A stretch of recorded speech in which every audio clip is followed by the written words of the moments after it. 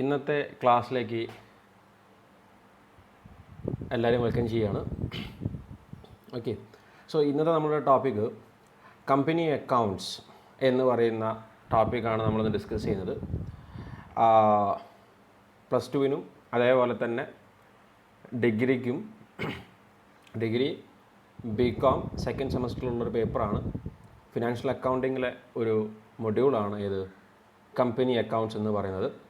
So company അക്കൗണ്ട്സിനെ കുറിച്ച് പറയുന്ന സമയത്ത് നമുക്ക് ഈ കമ്പനി അക്കൗണ്ട്സിൽ മെയിനായിട്ട് നോക്കേണ്ട കാര്യങ്ങൾ എന്തൊക്കെയാണെന്ന് വെച്ചിട്ടുണ്ടെങ്കിൽ കമ്പനിയിൽ അക്കൗണ്ട്സ് എങ്ങനെയാണ് മെയിൻറ്റെയിൻ ചെയ്യുന്നത് എന്നുള്ളതിനെ കുറിച്ചിട്ട്, അതുകൂടാതെ അതുമായി ബന്ധപ്പെട്ടിട്ട് കുറച്ച് ടേംസ്, ഫോർ എക്സാമ്പിളായിട്ട് പറയുകയാണെങ്കിൽ ഷെയർ ക്യാപിറ്റൽ എന്താണ്, റിസർവ് ക്യാപിറ്റൽ എന്താണ്, ക്യാപിറ്റൽ റിസർവുകൾ എന്താണ്, ഷെയറുകൾ എന്താണ്, ഏതൊക്കെ ടൈപ്സ് ഓഫ് ഷെയർസാണുള്ളത്, ഏതൊക്കെ ടൈപ്സ് ഓഫ് പ്രിഫറൻസ് ഷെയർസാണുള്ളത്, ഒരു ഷെയർ ഇഷ്യൂ ചെയ്യുന്നതിൻ്റെ പ്രൊസീജിയർ എന്തൊക്കെയാണ്, അതുപോലെ തന്നെ ഷെയർസിൻ്റെ ട്രീറ്റ്മെൻറ്റ് എങ്ങനെയൊക്കെയാണ് വരുന്നത്, ഇങ്ങനെയുള്ള കാര്യങ്ങൾ. അതോടൊപ്പം തന്നെ ഷെയർസിൻ്റെ പ്രൊറാട്ട അലോട്ട്മെൻറ്റ് എങ്ങനെയാണ്, ഫോർഫീച്ചർ ഓഫ് ഷെയർസ് എങ്ങനെയൊക്കെയാണ്, റീഇഷ്യൂ ഓഫ് ഫോർഫീച്ചേർഡ് ഷെയർസ് എങ്ങനെയൊക്കെയാണ് ചെയ്യുന്നത്, ഇങ്ങനെയുള്ള കാര്യങ്ങളാണ് നമുക്ക് ഈ ഒരു മൊഡ്യൂളിൻ്റെ ഉള്ളിൽ പഠിക്കേണ്ടതായിട്ടുള്ളത്. ഓക്കെ, അപ്പോൾ ഞാൻ സ്റ്റാർട്ടിങ്ങിൽ തന്നെ നമ്മൾ ഓരോരോ ഭാഗങ്ങളായിട്ട് നമ്മൾ ഇൻട്രൊഡക്ഷൻ എന്നൊരു രീതിയിൽ തന്നെ നമ്മൾ കുറച്ച് കാര്യങ്ങളിൽ നിന്ന് ഡിസ്കസ് ചെയ്യുന്നതായിരിക്കും. ഓക്കെ, സോ എന്താണ് ഒരു കമ്പനി, എന്താണ് ഒരു കമ്പനി എന്നുകൊണ്ട് ഉദ്ദേശിക്കുന്നത്, what do you mean by a company? ഒരു കമ്പനി എന്നുകൊണ്ട് ഉദ്ദേശിക്കുന്നത് മറ്റൊന്നുമല്ല, അതായത് ഒരു ജോയിൻറ്റ് സ്റ്റോക്ക് കമ്പനി എന്നുകൊണ്ട് ഉദ്ദേശിക്കുന്നത് മറ്റൊന്നും തന്നെയല്ല. ഇത് ഒരു വോളണ്ടറി അസോസിയേഷൻ ഓഫ് പേഴ്സൺ ആണ്. അതായത് കുറച്ച് കൂട്ടം ആളുകൾ സ്വമേധയാ ചേരുന്ന ഒരു അസോസിയേഷനാണ്, സ്വമേധയാ ചേർന്നിട്ടുള്ളതാണ്. ഓക്കെ, അത് ഇവർ എന്തിനു വേണ്ടിയിട്ടാണ് ചേരുന്നത് എന്ന് വെച്ചിട്ടുണ്ടെങ്കിൽ they are a voluntary association of person which has been formed for some common purpose. എന്തൊരു കോമൺ പേർപ്പസിന് വേണ്ടിയിട്ടാണ് ആര് ജോയിൻ ചെയ്തിട്ടുള്ളത്? ഈ വോളണ്ടറി അസോസിയേഷൻ ഓഫ് പേഴ്സൺസ് ഉണ്ട്. ആ പേഴ്സൺസ് എങ്ങനെയാണ് ജോയിൻ ചെയ്യുന്നത്? വോളണ്ടറി അസോസിയേഷനാണ്. അവർ ജോയിൻ ചെയ്യുന്നതിന് ഒരു പർട്ടിക്കുലർ അല്ലെങ്കിൽ ഒരു കോമൺ ആയിട്ടുള്ള ഒരു പർപ്പസ് നിലനിൽക്കുന്നുണ്ട്. These purpose may be of making some profits. നമുക്ക് പ്രോഫിറ്റ്സ് ജനറേറ്റ് ചെയ്യാനുള്ള ഒരു താല്പര്യത്തോടു കൂടി ആകാം ഇവരെന്ത് ചെയ്യുന്നത്. ആ ഒരു കോമൺ പേർപ്പസ് അല്ലെങ്കിൽ കോമൺ ഒബ്ജക്റ്റീവോട് കൂടിയിട്ടാണ് ഇവരെന്ത് സ്വമേധയാ ഒരു ഗ്രൂപ്പ് ഓഫ് പേഴ്സൺസായി മാറുന്നത്, അല്ലെങ്കിൽ അസോസിയേഷൻ ഓഫ് പേഴ്സൺസായി മാറുന്നത്. And with a capital divide into number of transferable shares. ഇവർ എന്ത് കൊണ്ടുവരുന്നുണ്ട്? These persons are bringing capital amount കൊണ്ടുവരുന്നുണ്ട്. ഈ ക്യാപിറ്റൽ എമൗണ്ട് എങ്ങനെയാണ് ഡിഫറെൻറ്റ് പീസസ് ആയിട്ട് എന്ത് ചെയ്യുന്നുണ്ട്? ഡിവൈഡ് ചെയ്യുന്നുണ്ട്. ഇങ്ങനെ ക്യാപിറ്റൽ ഡിഫറെൻറ്റ് പാർട്സ് ആയിട്ട് നമ്മൾ ഡിവൈഡ് ചെയ്യുന്നതിനാണ് നമ്മൾ എന്ത് എന്ന് പറയുന്നത്? ഷെയർസ് എന്നുകൊണ്ട് ഉദ്ദേശിക്കുന്നത്, which is transferable into shares. ഇനി ഈ പറഞ്ഞിരിക്കുന്ന ഗ്രൂപ്പ് ഓഫ് അസോസിയേഷൻ അല്ലെങ്കിൽ വോളണ്ടറി അസോസിയേഷൻ ഓഫ് പേഴ്സൺസ് എന്ന് പറയുന്നത് it is an artificial person. ഒരു ആർട്ടിഫിഷ്യൽ പേഴ്സൺ ആണ്. It is an artificial person which has been created by law. നിയമപ്രകാരം കൃത്രിമമായിട്ട് നിർമ്മിച്ചിട്ടുള്ള ഒരു ആർട്ടിഫിഷ്യൽ പേഴ്സൺ ആണ്. Which has A perpetual structure, ഒരു continuous existence ഉള്ള, അതായത് കുറേ കാലങ്ങളിലേക്ക് ഈ പറഞ്ഞിരിക്കുന്ന ഒരു കമ്പനി അല്ലെങ്കിൽ ഈ ഗ്രൂപ്പ് ഓഫ് പേഴ്സൺസ് ഉണ്ടായിരിക്കും എന്നുള്ള നിയമപ്രകാരം നമ്മൾ എന്ത് ചെയ്യുകയാണ്? ക്രിയേറ്റ് ചെയ്തിട്ടുള്ള ഒരു ആർട്ടിഫിഷ്യൽ പേഴ്സൺ ആണ്. ഓക്കെ, ഇനി അതോടൊപ്പം തന്നെ ഇവിടെ കൃത്യമായിട്ട് സ്റ്റേറ്റ് ചെയ്യുന്നുണ്ട്, ഈ ഇങ്ങനെ ക്രിയേറ്റ് ചെയ്തിട്ടുള്ള ഈ ആർട്ടിഫിഷ്യൽ പേഴ്സണായിട്ടുള്ള കമ്പനിയുടെ ലയബിലിറ്റീസ് എല്ലാം തന്നെ the liabilities of the company അല്ലെങ്കിൽ ദ ലയബിലിറ്റീസ് ഓഫ് ദ മെമ്പറുടെ ലയബിലിറ്റി എന്ന്, ആ കമ്പനിയിലുള്ള ഈ പറഞ്ഞിരിക്കുന്ന ഗ്രൂപ്പ് ഓഫ് പേഴ്സൺസ് അല്ലെങ്കിൽ മെമ്പേഴ്സിൻ്റെ ലയബിലിറ്റി എന്ന് പറയുന്നത് അവർ എത്രത്തോളം ഷെയർസ് ആണോ ഹെൽഡ് ചെയ്ത് വരുന്നത്, അവർ എത്രത്തോളം ഷെയർസാണ് ഹെൽഡ് ചെയ്ത് വെച്ചിരിക്കുന്നത്, അത്രയും ഷെയർസിൻ്റെ മൂല്യം, ആ ഷെയർസിൻ്റെ വാല്യൂ എത്രയാണോ അത്രത്തോളമായിരിക്കും അവരുടെ ലയബിലിറ്റി എന്നുകൊണ്ട് ഉദ്ദേശിക്കുന്നത്. ഓക്കെ, സോ നോർമലി ഒരു ജോയിൻറ്റ് സ്റ്റോക്ക് കമ്പനി എന്നുകൊണ്ട് ഉദ്ദേശിക്കുന്നത്, അല്ലെങ്കിൽ the meaning of a joint stock company means it is a joint stock company is a voluntary association of persons which has been formed for some common purpose. ഒരു common പേർപ്പസിനാണ് എന്ത് ചെയ്തിരിക്കുന്നത്? Form ചെയ്തിരിക്കുന്നത്. ആ common പർപ്പസിൻ്റെ കൂടെ തന്നെ they have brought capital which has been divided into small parts which is known as shares. Okay, and this it is a artificial person. Artificial person ആണ് created under law. Artificial person created under law. Okay, created under law. ഈ നിയമപ്രകാരം create ചെയ്തിട്ടുള്ളതാണ്. അതോടൊപ്പം തന്നെ ഇതിന് എന്തുകൊണ്ട് continuous എക്സിസ്റ്റൻസും നിലനിൽക്കുന്നുണ്ട്. It has a continuous existence. ഇനി അവരുടെ ലയബിലിറ്റിയെ കുറിച്ച് പറയുകയാണെങ്കിൽ the liability is limited to the face value of ഷെയറിൻ്റെ അവരുടെ കൈവശമുള്ള ഷെയറിൻ്റെ മൂല്യം എത്രയാണോ അത്രത്തോളമാണ് അവരുടെ അല്ലെങ്കിൽ ആ പേഴ്സൺസിൻ്റെ അല്ലെങ്കിൽ ആ മെമ്പേഴ്സിൻ്റെ ലയബിലിറ്റി എന്ന് പറയുന്നത്. ഓക്കെ, ഇനി ലിമിറ്റ് ഒരു ജോയിൻറ്റ് സ്റ്റോക്ക് കമ്പനിയുടെ ഡെഫിനിഷൻ എന്നുകൊണ്ട് ഉദ്ദേശിക്കുന്നത് according to the companies act of 2013 act പ്രകാരം 2013 കമ്പനീസ് ആക്ട് പ്രകാരം ഒരു കമ്പനി എന്നുകൊണ്ട് ഉദ്ദേശിക്കുന്നത് a company formed and registered under this act or an existing company. അതായത് 2013 കമ്പനീസ് ആക്ടിൻ്റെ അണ്ടറിൽ എന്ത് ചെയ്തിരിക്കണം, രജിസ്റ്റർ ചെയ്തിരിക്കണം. അതല്ല എന്നുണ്ടെങ്കിൽ ഒരു എക്സിസ്റ്റിംഗ് കമ്പനി ആണ്. അപ്പോൾ ഈ എക്സിസ്റ്റിംഗ് കമ്പനി എന്നുകൊണ്ട് ഉദ്ദേശിക്കുന്നത് എന്താ? എക്സിസ്റ്റിംഗ് കമ്പനി എന്നുകൊണ്ട് ഉദ്ദേശിക്കുന്നത് എനി പ്രീവിയസ് കമ്പനി ലോസ് ഉണ്ടെങ്കിൽ of the previous company laws, മറ്റേതെങ്കിലും പ്രീവിയസ് കമ്പനി ലോസ് ഉണ്ടെങ്കിൽ ആ കമ്പനി ലോ പ്രകാരം എന്ത് ചെയ്തിട്ടുണ്ട്, രജിസ്റ്റർ ചെയ്തിട്ടുണ്ടെങ്കിൽ അവരും എന്ത് തന്നെയാണ്, കമ്പനി തന്നെ ആണ്. വിച്ച് മീൻസ് കമ്പനീസ് ആക്ട് 1956 പ്രകാരം രജിസ്റ്റർ ചെയ്താവാം, അല്ലെങ്കിൽ അതിന് മുന്നേ രജിസ്റ്റർ ചെയ്തിട്ടുള്ള ഏതെങ്കിലും ലോ പ്രകാരമായിരിക്കാം. ഓക്കെ, അപ്പം മറ്റേതെങ്കിലും 2013 അല്ലാതെ മറ്റേതെങ്കിലും കമ്പനി ലോ പ്രകാരം രജിസ്റ്റർ ചെയ്തിട്ടുള്ളതാണെങ്കിൽ അവരെയും നമ്മൾ എന്തായിട്ടാണ് കൺസിഡർ ചെയ്യുന്നത്, കമ്പനി ആയിട്ടാണ് കൺസിഡർ ചെയ്യുന്നത്. ഓക്കെ, അപ്പോൾ കമ്പനി എന്നുകൊണ്ട് ഉദ്ദേശിക്കുന്ന സമയത്ത് നമ്മൾ കുറച്ചുകൂടി കൃത്യമായിട്ട് പറയുകയാണെങ്കിൽ നോർമലി നമ്മൾ ചെയ്യുന്ന ബിസിനസ്സുകൾ, നമ്മൾ നോർമലി സ്റ്റാർട്ടിങ്ങിൽ തന്നെ നമുക്കറിയാം ഫോംസ് ഓഫ് ബിസിനസ്സസ് ഉണ്ട്. അപ്പോൾ ആ ഫോംസ് ഓഫ് ബിസിനസ്സിൽ നമ്മൾ മെയിനായിട്ട് ആദ്യം തന്നെ ഫോക്കസ് ചെയ്യുന്ന ബിസിനസ് ചിലപ്പോൾ ഒരുപക്ഷെ ഏതായിരിക്കാം, സോൾ പ്രൊപ്രൈറ്റർഷിപ്പ് ബിസിനസ് ആയിരിക്കും. നമ്മൾ എന്ത് ചെയ്യുന്നത് നമ്മളുടെ സോൾ പ്രൊപ്രൈറ്റർഷിപ്പ് ബിസിനസ് വളരെയധികം നല്ല രീതിയിൽ നടന്നുകൊണ്ട് പോവുകയാണ്. അപ്പോൾ നമ്മൾ വിചാരിക്കുകയാണ് നമ്മളുടെ ബിസിനസ് ഒന്നും കൂടി എന്ത് ചെയ്യണം, ബെറ്റർ ആക്കണം എന്ന് കരുതിയിട്ട് നമ്മൾ 1-2 ആളുകളെ കൂടി ഉൾപ്പെടുത്തുകയാണെങ്കിൽ it may be called as partnership. നമ്മളെന്തായി പാർട്ട്ണർഷിപ്പ് ബിസിനസ്സിലേക്ക് നമ്മൾ എന്ത് ചെയ്തു, എൻ്റർ ചെയ്തു. പിന്നെയും നമ്മൾ എന്ത് ചെയ്യുകയാണ്, നമ്മളുടെ ബിസിനസ് ഇനിയും വലുതാക്കണം എന്ന് തോന്നുന്ന സമയത്താണ് നമ്മൾ ഏത് ഒരു സ്റ്റേജിലേക്ക് മാറുന്നത്, കമ്പനി എന്ന് പറയുന്ന ഒരു അറ്റ്മോസ്ഫിയറിൽ നമ്മൾ എന്ത് ചെയ്യുന്നത്, എത്തുന്നത്. ഓക്കെ, അപ്പം ക്യാരക്ടറിസ്റ്റിക്സ് ഓഫ്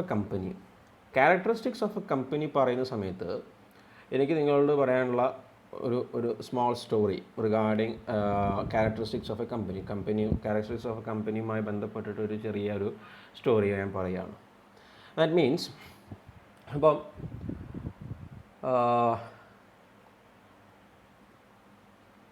വളരെയധികം ഫേമസ് ആയിട്ടുള്ള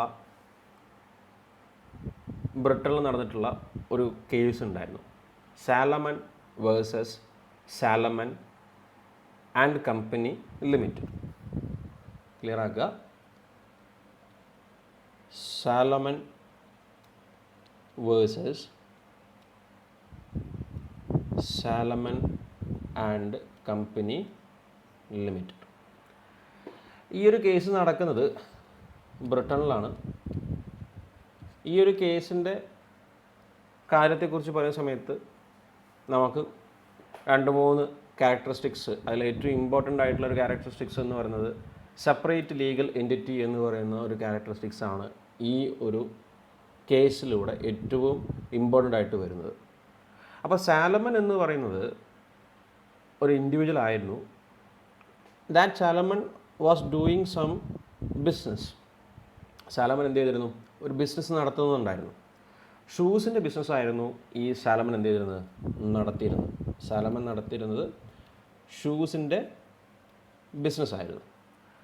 അദ്ദേഹം ഒരു സോൾ പ്രൊപ്രൈറ്റർ ആയിരുന്നു. ഷൂസിൻ്റെ ബിസിനസ് വളരെ നല്ല രീതിയിൽ നടത്തുന്നുണ്ടായിരുന്നു. കുറച്ച് സമയം കഴിഞ്ഞപ്പോൾ സാലമനെ സമയത്തോളം സാലമന് തോന്നി ബിസിനസ് എന്തുകൊണ്ട് ഒന്ന് വലുതാക്കി കൂടാ എന്നുള്ളൊരു ചിന്താഗതി ആർക്ക് വന്നു? സാലമന് വന്നു.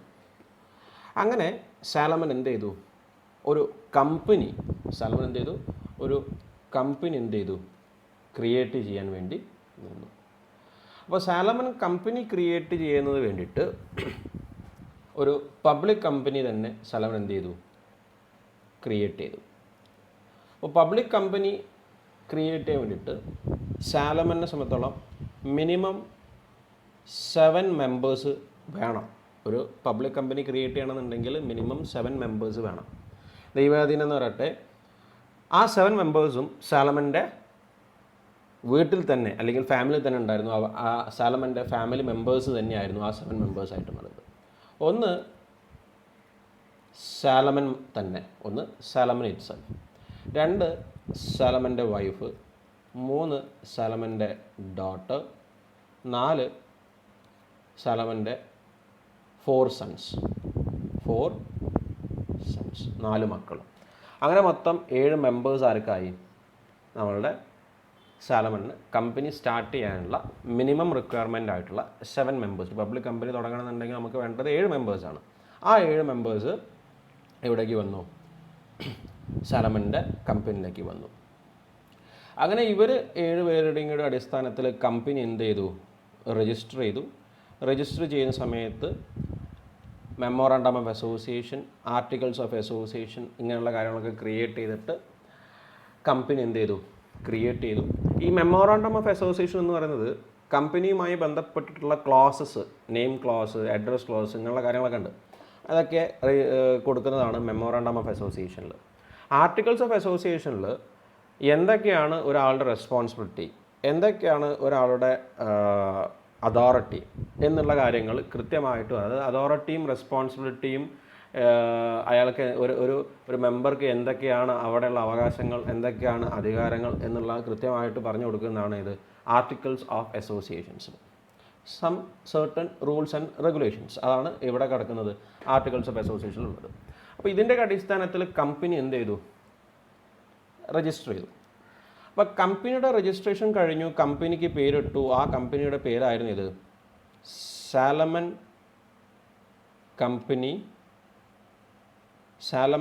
ആൻഡ് കമ്പനി ലിമിറ്റഡ് എന്ന് പേരും ഇട്ടു. ഓക്കെ, അപ്പം സാലമൻ ആൻഡ് കമ്പനി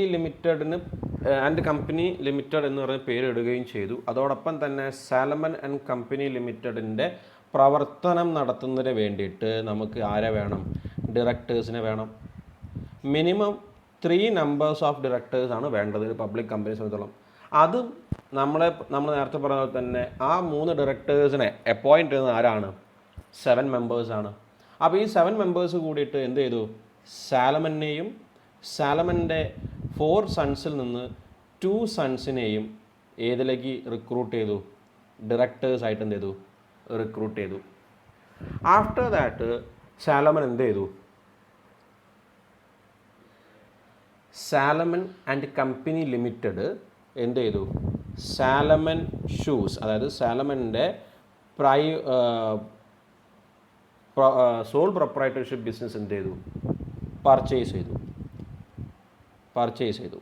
അതായത് സാലമൻ കമ്പനി ലിമിറ്റഡ് ആരെ പർച്ചേസ് ചെയ്തു? സാലമൻ്റെ ഷൂസിൻ്റെ സോൾ പ്രൊപ്രൈറ്റർഷിപ്പ് ബിസിനസ്സിനെ പർച്ചേസ് ചെയ്തു. അങ്ങനെ പർച്ചേസ് ചെയ്യുന്ന സമയത്ത് സാലമനെ സംബന്ധിച്ചിടത്തോളം സാലമൻ എന്ത് ചെയ്തു? സാലമൻ്റെ ആ സമയത്ത് സാലമൻ്റെ കയ്യിലുള്ള അസറ്റ്സ് എല്ലാം, അതായത് സാലമൻ സോൾ പ്രൊപ്രൈറ്റർഷിപ്പ് ബിസിനസ് നടത്തുകയാണെങ്കിലും ആ സമയത്തും സാലമൻ്റെ കയ്യിൽ എന്തൊക്കെ ഉണ്ടായിരിക്കും? അസറ്റ്സ് ഉണ്ടാവുമല്ലോ.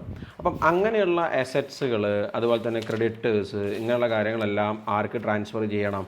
നമ്മളുടെ സാലമൻ ആൻഡ് കമ്പനി ലിമിറ്റഡിന് എന്ത് ചെയ്യണം? ട്രാൻസ്ഫർ ചെയ്യണം. അപ്പം അങ്ങനെയുള്ള ബാലൻസ് ഷീറ്റിൽ, അതായത്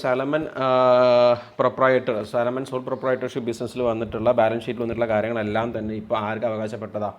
സാലമൻ ആൻഡ് കമ്പനി ലിമിറ്റഡിന് അവകാശപ്പെട്ടതാണ്. ഇൻ റിട്ടേൺ, അപ്പോൾ പർച്ചേസ് ചെയ്യുന്ന സമയത്ത് നമ്മൾ എന്ത് കൊടുക്കും? കൺസിഡറേഷൻ കൊടുക്കണമല്ലോ, പ്രൈസ് കൺസിഡറേഷൻ കൊടുക്കണം. അപ്പോൾ ഈ പ്രൈസ് കൺസിഡറേഷൻ കൊടുത്തത്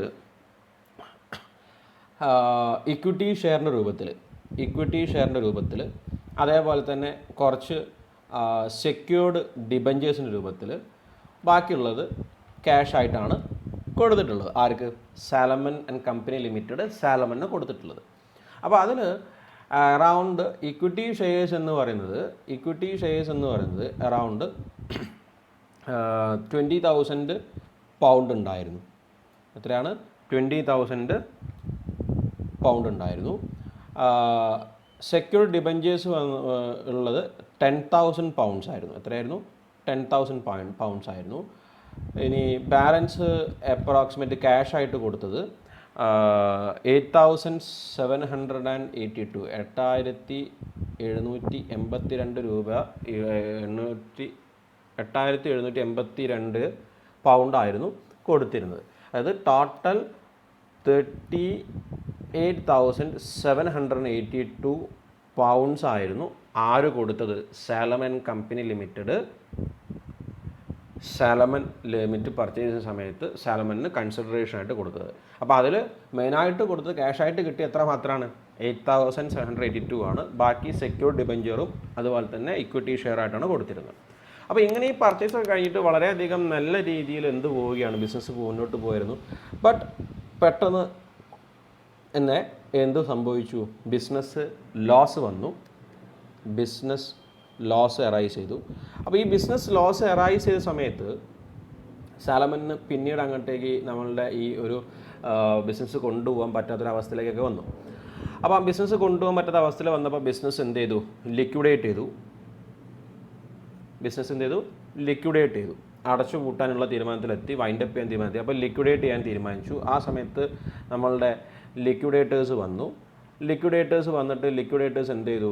ഫേമിൻ്റെ അസറ്റ്സിൻ്റെ വാല്യൂ നോക്കി. അങ്ങനെ അസറ്റ്സിൻ്റെ വാല്യൂ ജനറേറ്റ് ചെയ്ത് വന്നിട്ടുള്ളത് അപ്രോക്സിമേറ്റ് 6,050 പൗണ്ട് മാത്രമേ ഏതിൻ്റെ അസറ്റ്സിൻ്റെ വാല്യൂ വന്നിട്ടുള്ളൂ എന്ന് പറഞ്ഞു. അപ്പോൾ പുറത്തുള്ള കടക്കാരൊക്കെ പറഞ്ഞു 6,050 പൗണ്ട് ആണെങ്കിലും കുഴപ്പമൊന്നുമില്ല, ഞങ്ങൾക്ക് തരാനുള്ളത് ഞങ്ങൾക്ക് തന്നോളൂ എന്ന് പറഞ്ഞു. അപ്പോൾ ലിക്വിഡേറ്റേഴ്സ് പറഞ്ഞു, സോറി, നിങ്ങൾക്ക് നേരിട്ട് തരാൻ പറ്റും എന്ന് തോന്നുന്നില്ല. കാരണം ലിക്വിഡേറ്റ് ചെയ്യുന്ന സമയത്ത് അതിനൊരു പ്രൊസീജിയർ ഉണ്ട്. ആ പ്രൊസീജിയർ പ്രകാരം ആദ്യം തന്നെ പൈസ കൊടുക്കേണ്ടത് സെക്യൂർഡ് ക്രെഡിറ്റേഴ്സിനാണ്, പിന്നെ അൺസെക്യൂർഡ് ക്രെഡിറ്റേഴ്സിന്, അതിനുശേഷം ഇക്വിറ്റി ഷെയർസിനും എന്നുള്ള രീതിയിലാണ് കൊടുക്കേണ്ടത്. ഇതാണ് ലിക്വിഡേഷൻ്റെ സമയത്തുള്ള പോളിസി. അപ്പോൾ അങ്ങനെ നോക്കുന്ന സമയത്ത് സെക്യൂർഡ് ക്രെഡിറ്റേഴ്സായിട്ട് കിടക്കുന്നത് ആകെ ആര് മാത്രമാണ്? ഈ പറഞ്ഞിരിക്കുന്ന സെക്യൂർഡ് ഡിബഞ്ചേഴ്സ് പർച്ചേസ് ചെയ്തിട്ടുള്ള ആര് തന്നെയാണ്? സാലമൺ തന്നെയാണ് അവിടെ കിടക്കുന്നത്. അപ്പോൾ സാലമണിനെ സംബന്ധിച്ചോളം ഈ പറഞ്ഞിരിക്കുന്ന $6,050 ആർക്ക് അവകാശപ്പെട്ടതാ? സാലമണിന് അവകാശപ്പെട്ടതാണ്. അപ്പോൾ ക്രെഡിറ്റേഴ്സ് ചോദിച്ചു, ഔട്ട്സൈഡ് ക്രെഡിറ്റേഴ്സ്, അതായത് അൺസെക്യൂർഡ് ക്രെഡിറ്റേഴ്സ്, അതെങ്ങനെ ശരിയാവുക? സാലമനാണ് ബിസിനസ് കമ്പനി സ്റ്റാർട്ട് ചെയ്തത്, സാലമനാണ് അതിലെ മെമ്പർ, സാലമൺ തന്നെയാണ് അതിൻ്റെ ഡയറക്ടർ, സാലമൺ തന്നെയാണ് ബിസിനസ് നടത്തിയത്, സാലമൺ തന്നെയാണ് നഷ്ടവും വരുത്തി വെച്ചത്. എന്നിട്ട് എങ്ങനെയാണ് ഇനി ബാലൻസ് വരുന്ന അസറ്റിൻ്റെ പൈസയും കൂടി സാലമണിന് കൊടുക്കുക എന്നുള്ളതായിരുന്നു അൺസെക്യൂർഡ് ക്രെഡിറ്റേഴ്സിൻ്റെ ചോദ്യം. അപ്പം സാലമൺ പറഞ്ഞു, ലിക്വിഡേറ്റേഴ്സിനോട് ചോദിച്ചു ഇത് ആർക്ക് അവകാശപ്പെട്ടതാണെന്ന് ചോദിച്ചു. ലിക്വിഡേറ്റേഴ്സ് പറഞ്ഞു ഇത് നിങ്ങൾക്ക് അവകാശപ്പെട്ടതാണ്, കാരണം നിങ്ങളാണ് അൺസെക്യൂർഡ് ക്രെഡിറ്റർ എന്നുള്ളത്. അപ്പം പുറത്ത് അൺസെക്യൂർഡ് ക്രെഡിറ്റേഴ്സ്, നിങ്ങളാണ് സെക്യൂർഡ് ക്രെഡിറ്റേഴ്സ് എന്ന് പറഞ്ഞു. പുറത്ത് ഭയങ്കര ബഹളമായിരുന്നു ആര്? അൺസെക്യൂർഡ് ക്രെഡിറ്റേഴ്സിൻ്റെ. ആ പൈസ ആർക്ക് കിട്ടണം? അവർക്ക് കിട്ടണമെന്ന് പറഞ്ഞിട്ട് അറ്റ് ലാസ്റ്റ് സാലമൺ എന്ത് ചെയ്തു? ഒരു കേസ് ഫയൽ ചെയ്തു അഗെയിൻസ്റ്റ് ദിസ്. അതാണ് ഈ സാലമൺ വേഴ്സസ് സാലമൺ കമ്പനി ലിമിറ്റഡ്. അപ്പോൾ സാലമൺ കോടതിക്ക് മുന്നേ ആയിട്ട് കൃത്യമായിട്ട് കോടതിയിൽ കാര്യം ബോധിപ്പിച്ചു ദാറ്റ് ഞാനും കമ്പനിയും സാലമൺ ആൻഡ് കമ്പനി ലിമിറ്റഡും രണ്ടാളുകളാണ് എന്ന് കൃത്യമായിട്ട് ബോധിപ്പിച്ചു. ദാറ്റ് മീൻസ് സാലമൺ എന്ന് പറയുന്ന ആൾ സാലമൺ ആൻഡ് കമ്പനി ലിമിറ്റഡിൻ്റെ ഒരു മെമ്പർ മാത്രമാണ്. അതുകൂടാതെ മെമ്പേഴ്സ് അപ്പോയിൻറ്റ് ചെയ്ത രീതിയിൽ സാലമൻ ആൻഡ് കമ്പനി ലിമിറ്റഡിൻ്റെ ഒരു എംപ്ലോയി മാത്രമാണ്, അത് ഡയറക്ടർ എന്നുകൊണ്ട് ഉദ്ദേശിക്കുന്നത് വെറും ഒരു എംപ്ലോയി മാത്രമാണ് എന്ന് സാലമൻ വാദിച്ചു. അതിന് കാരണം സാലമൻ ആൻഡ് കമ്പനി ലിമിറ്റഡ് എന്നുള്ളത് ഒരു ആർട്ടിഫിഷ്യൽ പേഴ്സൺ ആണ് എന്നായിരുന്നു പറഞ്ഞിരുന്നത്. കാരണം കമ്പനി എന്ന് പറയുന്ന ഒരു ആർട്ടിഫിഷ്യൽ പേഴ്സൺ ആണ്, നമുക്കറിയാം. It is an artificial person which has been created by law. So അതുകൊണ്ട് തന്നെ ഈ പറഞ്ഞിരിക്കുന്ന 6050 പൗണ്ട് ആർക്ക് അവകാശപ്പെട്ടതാണ്? എനിക്ക് തന്നെ അവകാശപ്പെട്ടതാണ് എന്ന് സലമൺ വാദിച്ചു. കോടതിയാണെങ്കിലോ അത് ശരിവെക്കുകയും ചെയ്തു. Which means that Salomon and company limited is an artificial person. ഇതൊരു ആർട്ടിഫിഷ്യൽ പേഴ്സൺ ആണ്. ഈ ആർട്ടിഫിഷ്യൽ പേഴ്സൺ, അതായത് കൃത്രിമമായിട്ട് ഉണ്ടാക്കിയിട്ടുള്ളൊരു മനുഷ്യൻ, ഈ മനുഷ്യൻ എന്തായാലും ഒരു കാരണവശാലും ഒരു ബിസിനസ്, ഒരു കമ്പനി എന്ന് പറയുമ്പോൾ പുറത്തുനിന്ന് നോക്കുന്ന സമയത്ത് നമുക്കൊരു ബിൽഡിംഗ് ആണ് കാണാൻ സാധിക്കുന്നെങ്കിൽ ആ ബിൽഡിങ്ങിന് ഒരു കാരണവശാലും പോയിട്ട് എന്ത് ചെയ്യാൻ പറ്റില്ല, കച്ചവടം നടത്താൻ പറ്റുമോ? ഇല്ല. ബിൽഡിങ്ങിന് വേണ്ടിയിട്ട്, അതായത് ആ കമ്പനിക്ക് വേണ്ടിയിട്ട് there are some persons acting. അങ്ങനെയുള്ള ഒരു ആക്ടിങ് പേഴ്സൺ ആയിരുന്നു ആ ഡയറക്ടർ, അതായത് സാലമൻ, അല്ലെങ്കിൽ അതിൻ്റെ മെമ്പേഴ്സ്. സോ മെമ്പേഴ്സും കമ്പനിയും രണ്ടും രണ്ടാണ്. Which means they are having A separate legal entity. They are having A separate legal entity which means company വേറെയും അതിൻ്റെ മെമ്പേഴ്സ് രണ്ടും സെപ്പറേറ്റ് ആണെന്ന് അർത്ഥം. ഓക്കെ, ഞാൻ പറഞ്ഞു വന്ന പോയിന്റ് ക്ലിയർ ആണെന്ന് വിചാരിക്കുന്നു. ഇത് ഒരു കേസാണ്, സാലമൻ വേഴ്സസ് സാലമൻ കമ്പനി ലിമിറ്റഡ്. ഇത് കൂടാതെ മറ്റ് ചില കേസസ് കൂടി ഉണ്ട്, ഞാൻ എല്ലാ കേസസും പറയുന്നില്ല. ജസ്റ്റ് നോർമൽ നമ്മളുടെ സെപ്പറേറ്റ് ലീഗൽ എൻറ്റിറ്റി, എന്തുകൊണ്ടാണ് കമ്പനിയും കമ്പനിയുടെ മെമ്പേഴ്സും രണ്ടും രണ്ടാണ് എന്ന് പറയാനുള്ള കാരണം എന്ന് ഞാൻ ക്ലിയർ ആക്കി പറഞ്ഞു എന്നുള്ളൂ. So separate legal entity, A company has A separate legal entity which is distinct and separate from it's members. It can hold and deal with any type of property. It can enter into contracts. പുതിയ കോൺട്രാക്റ്റിൽ ഏർപ്പെടാൻ സാധിക്കും, bank account open ചെയ്യാൻ സാധിക്കും. അതോടൊപ്പം തന്നെ ഏറ്റവും വലിയ important ആയിട്ടുള്ള മറ്റൊരു കാര്യം, ഇവിടെ സാലമൻ കമ്പനിക്കെതിരെയാണ് കേസ് കൊടുത്തിട്ടുള്ളത്. അതായത് അങ്ങനെയുള്ള ഒരു ആർട്ടിഫിഷ്യൽ പേഴ്സൺ അല്ലെങ്കിൽ കമ്പനിയെ സംബന്ധിച്ചിടത്തോളം company it can be sued. Company can be sued or company can be sued. കമ്പനിക്കെതിരെ കേസ് കൊടുക്കാം. അതേപോലെ തന്നെ company can sue against others. Company can sue against others. മറ്റുള്ള ആളുകൾക്കെതിരെയും കമ്പനിക്ക് എന്ത് ചെയ്യാം, കേസ് കൊടുക്കാൻ സാധിക്കും. ഓക്കെ, ഇനി അടുത്ത ഒരു ക്യാരക്ടറിസ്റ്റിക്സ് ആണ് വോളണ്ടറി അസോസിയേഷൻ. വോളണ്ടറി അസോസിയേഷൻ എന്ന് പറഞ്ഞാൽ നമ്മൾ നേരത്തെ പറഞ്ഞത് തന്നെയാണ്, സ്വമേധയാ താല്പര്യത്തോടു കൂടി, ആരും നിർബന്ധിപ്പിക്കുന്നില്ല. ഒരു കമ്പനിയിൽ മെമ്പർ ആവണം എന്ന് പറഞ്ഞിട്ട് ആരും നിർബന്ധിപ്പിക്കില്ല. അതോടൊപ്പം തന്നെ കമ്പനിയുടെ മെമ്പർഷിപ്പ് ഒഴിവാക്കണം എന്ന് പറഞ്ഞിട്ടും ആരും നിർബന്ധിക്കില്ല. നമുക്ക് വേണമെങ്കിൽ എന്ത് ചെയ്യാം, കമ്പനിയിൽ മെമ്പർ ആവാം, തോന്നുന്ന സമയത്ത് നമുക്ക് എന്ത് ചെയ്യാം, മെമ്പർഷിപ്പ് ഒഴിവാക്കുകയും ചെയ്യാം. ഇനി next one is a company ഒരു ബോഡി കോർപ്പറേറ്റ് ആണ്.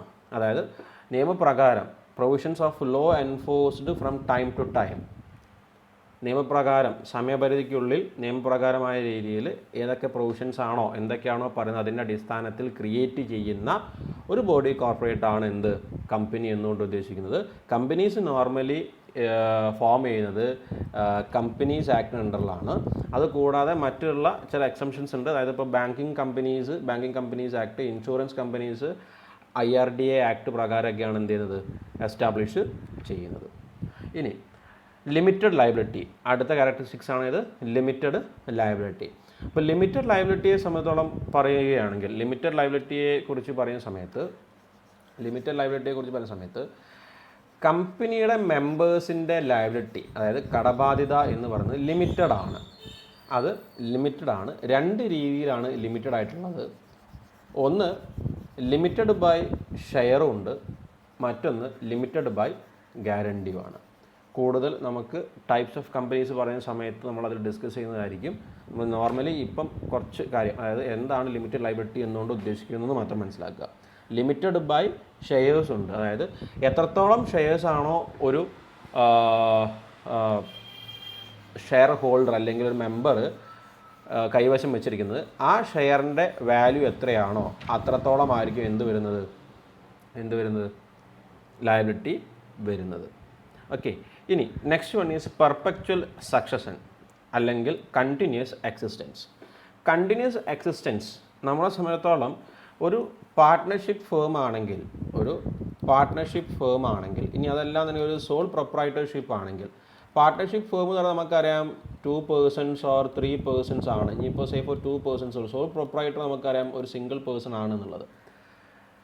If in the case of a ഫേമിൽ ഒരു പേഴ്സൺ എന്തായി ഡെത്ത് ആവുകയോ അല്ലെങ്കിൽ അയാൾ റിട്ടയർ ചെയ്ത് പോവുകയോ ചെയ്യുകയാണെങ്കിൽ നമ്മളെ സംബന്ധിച്ചിടത്തോളം ആ ഫേം എന്തായി റീകോൺസ്റ്റിറ്റ്യൂട്ട് ആയി. അതായത് അവിടുത്തെ പാർട്ട്ണർഷിപ്പ് എന്തായി നിന്നുപോയി എന്നർത്ഥം.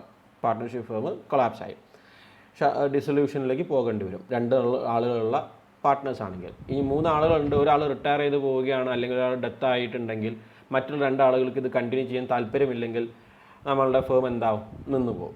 അതേസമയം ഇനി സോൾ പ്രൊപ്രൈറ്റർഷിപ്പിൻ്റെ കേസാണെങ്കിലും ഈ പറയുന്ന വ്യക്തി ഡെത്ത് ആവുകയോ അല്ലെങ്കിൽ നിർത്തി പോവുകയോ ചെയ്യുകയാണെങ്കിൽ അതോടുകൂടി നമ്മളുടെ സോൾ പ്രൊപ്രൈറ്റർഷിപ്പ് ബിസിനസ് എന്താവും എൻഡാവും. പക്ഷെ അതേസമയം ഒരു കമ്പനിയെ സംബന്ധിച്ചിടത്തോളം കമ്പനിയിൽ ഞാൻ പറഞ്ഞു മിനിമം എത്ര മെമ്പേഴ്സ്, അത് പ്രൈവറ്റ് കമ്പനീൻ്റെ കേസാണ് ഞാൻ പറഞ്ഞത് മിനിമം 7 മെമ്പേഴ്സും മതി എന്നുള്ളത്. മിനിമം 7 മെമ്പേഴ്സ് മതി. ഈ 7 മെമ്പേഴ്സും നമ്മൾ നേരത്തെ പറഞ്ഞ ഫസ്റ്റത്തെ ക്യാരക്ടേഴ്സ് വോളണ്ടറി അസോസിയേഷനാണ്. താല്പര്യമുണ്ടെങ്കിൽ ജോയിൻ ചെയ്യാം, ഇല്ലെങ്കിൽ അവർക്ക് അപ്പം തന്നെ പോകാം.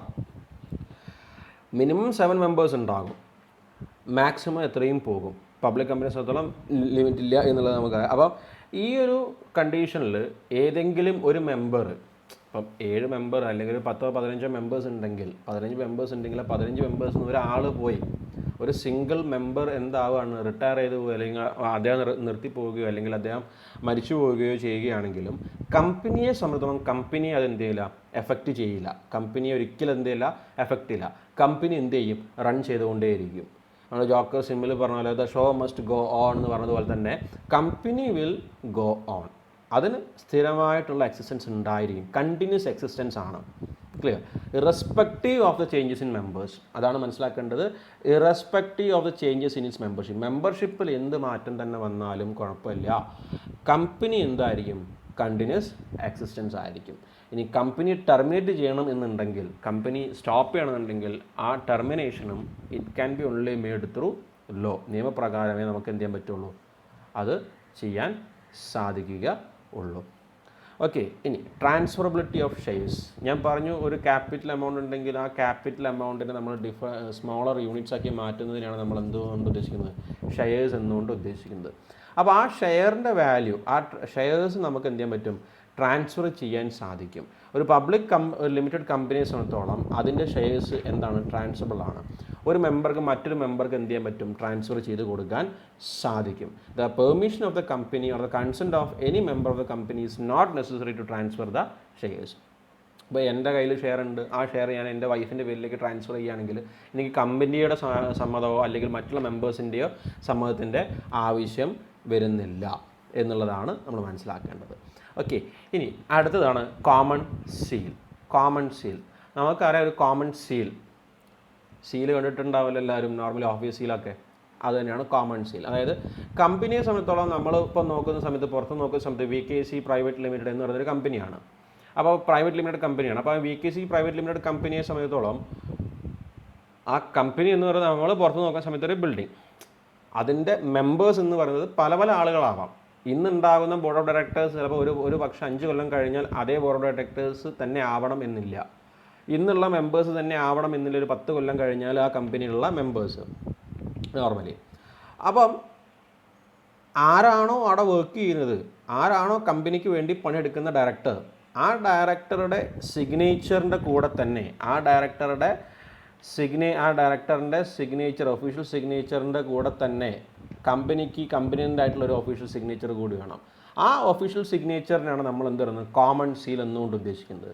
അപ്പോൾ അതായത് കമ്പനിയുടെ ഒരു ഡോക്യുമെൻ്റ് ഉണ്ട്, ആ ഒരു ഡോക്യുമെൻറ്റിൽ കമ്പനി ഒരു അഗ്രിമെൻ്റ്, ഒരു കോൺട്രാക്റ്റിൽ ഏർപ്പെടുകയാണ്. ഒരു കോൺട്രാക്റ്റിൽ ഏർപ്പെടുന്ന സമയത്ത് ആ കോൺട്രാക്റ്റിൽ അതിൻ്റെ ഡയറക്ടേഴ്സിൻ്റെ സൈൻ മാത്രം എന്ത് ചെയ്താൽ പോരാ, കണ്ടാൽ പോരാ, കമ്പനിയുടെ കോമൺ ആയിട്ടുള്ള ഒരു സീൽ കൂടിയും ആ കോൺട്രാക്റ്റിൽ വേണം. എന്നാൽ മാത്രമേ ആ കോമൺ സീൽ ആ കോൺട്രാക്റ്റിൽ ഉണ്ടെങ്കിൽ മാത്രമേ ആ കോൺട്രാക്റ്റ് ആരുമായി ബന്ധപ്പെട്ടതാണ്, ആ കമ്പനിയുമായി ബന്ധപ്പെട്ടതാണെന്ന് നമുക്ക് അവകാശപ്പെടാൻ സാധിക്കുകയുള്ളൂ. Okay, so any document which does not carry the common seal of the company is not binding on the company. ആ ഒരു കോമൺ സീൽ ഇല്ലാത്ത ഡോക്യുമെൻ്റ് ആണെങ്കിൽ അത് ആരുടെ ഡോക്യുമെൻ്റ് അല്ല, കമ്പനിയുടെ ഡോക്യുമെൻ്റ് അല്ല. ഇനി next one is separation of ownership and control. Ownership and കൺട്രോളിൻ്റെ സെപ്പറേഷൻ പറഞ്ഞു. ഓണർഷിപ്പ് വേറെ തന്നെയാണ്, കൺട്രോൾ വേറെ തന്നെയാണ്. ഈ ഓണർഷിപ്പ് എന്ന് പറയുന്നത് ഞാൻ നേരത്തെ പറഞ്ഞിട്ടുള്ള പബ്ലിക് കമ്പനിയുടെ കേസിൽ നേരത്തെ പറഞ്ഞിട്ടുള്ള 7 members, മിനിമം 7 members. അപ്പോൾ ഈ മിനിമം 7 ഉണ്ടല്ലോ, ഈ മിനിമം 7 members ആണ് കമ്പനിയുടെ ഓണേഴ്സ് എന്ന് പറയുന്നത്. ഈ ഓണേഴ്സ് ആണ് ആരെ അപ്പോയിൻ്റ് ചെയ്യുന്നത്? ഡയറക്ടേഴ്സിനെ അപ്പോയിൻ്റ് ചെയ്യുന്നത്. ഈ ഡയറക്ടേഴ്സിനാണ് കമ്പനിയുടെ കംപ്ലീറ്റ് കൺട്രോൾ ഉള്ളത്. സോ ദാറ്റ് മീൻസ് മെമ്പേഴ്സ് തന്നെ ആവാം ഡയറക്ടേഴ്സ്, അല്ലെങ്കിൽ ഡയറക്ടേഴ്സ് തന്നെ ആവാം മെമ്പേഴ്സ്. എല്ലാ ഡയറക്ടേഴ്സും മെമ്പേഴ്സ് ആവണമെന്നില്ല, അത് മറ്റൊരു കാര്യം. പക്ഷേ മെമ്പേഴ്സിന് എന്ത് ചെയ്യാം, ഡയറക്ടേഴ്സിന് എന്ത് ചെയ്യാം, ചൂസ് ചെയ്യാം. അപ്പം മെമ്പേഴ്സിൽ നിന്നാണ് മെമ്പേഴ്സ് തന്നെ എന്ത് ചെയ്യും, ഡയറക്ടേഴ്സിനെ അപ്പോയിൻറ്റ് ചെയ്യുകയാണ് ചെയ്യാറ്. Okay, and